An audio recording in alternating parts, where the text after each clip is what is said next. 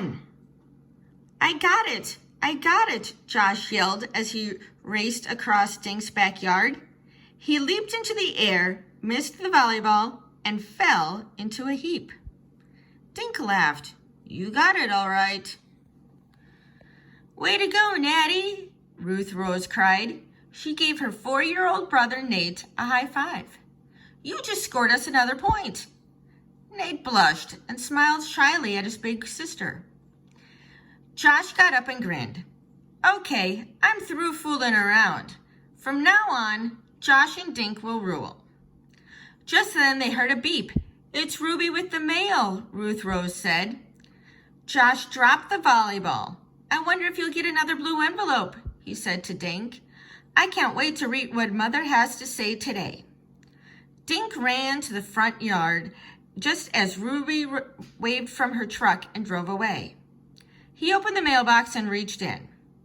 He pulled out 2 bills for his parents and a letter in a blue envelope for him. In the past week, Dink had received 4 other letters in blue envelopes. This was the 5th. Each envelope was addressed to D. Duncan, Green Lawn, Colorado 06040. But the notes inside were to someone named Doris, from her mother.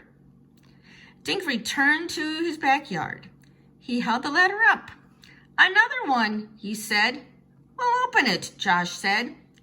Dink ripped open the envelope and felt inside for the note. There's nothing in here, he said.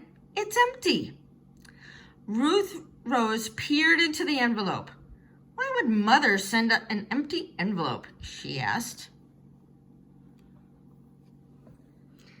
Dink shrugged. Let's go in the house. I want to check out the other letters again. The kids trooped into Dink's kitchen. A covered plate sat on the counter. My mother made us some sandwiches, Dink said. Nate reached for the plate, but his sister stopped him.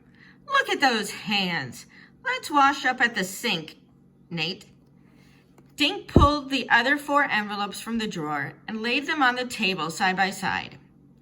They all looked the same.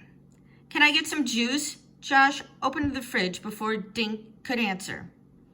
Dink just nodded as he sat and stared at the envelopes. The return address on each was O. Bird, 10 Carroll Street, Brooklyn, New York, 11234. I don't know anyone in Brooklyn, he said, let alone someone named O. Bird. Dink dropped his eyes to the middle of one of the envelopes. Hey, look at this, he said suddenly. He pointed to the CO in his address. Isn't CO the abbreviation for Colorado? Josh and Ruth Rose grabbed an envelope. Yeah, you're right, Josh said.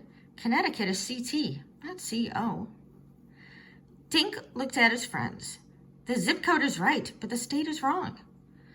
Or maybe it's the state that's right and the zip code that's wrong, Ruth Rose suggested.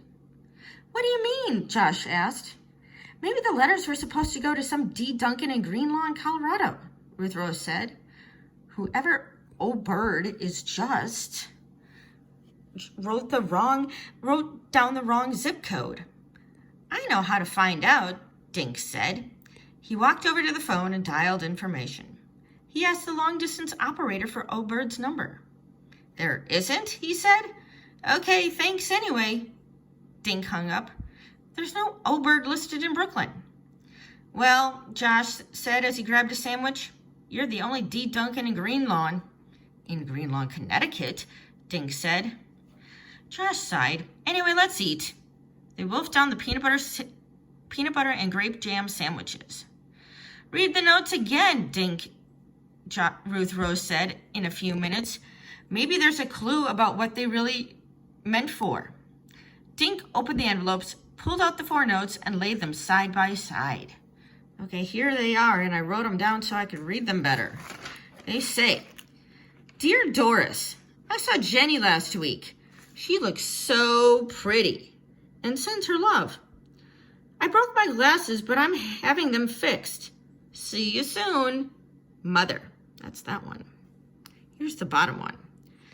Dear Doris, the kids came for Sunday lunch. They were so cute. Sally hid in the den and made the rest of us search for her. More later, said Mother. Here's this one right here. Dear Doris, I thought of you on your birthday. A surprise is coming soon. Love, Mother. And here's this one right down here. Dear Doris, little Kate had her 5th birthday last week. I put some money in an envelope from both of us. She was thrilled. Hope all is well. Love, Mother.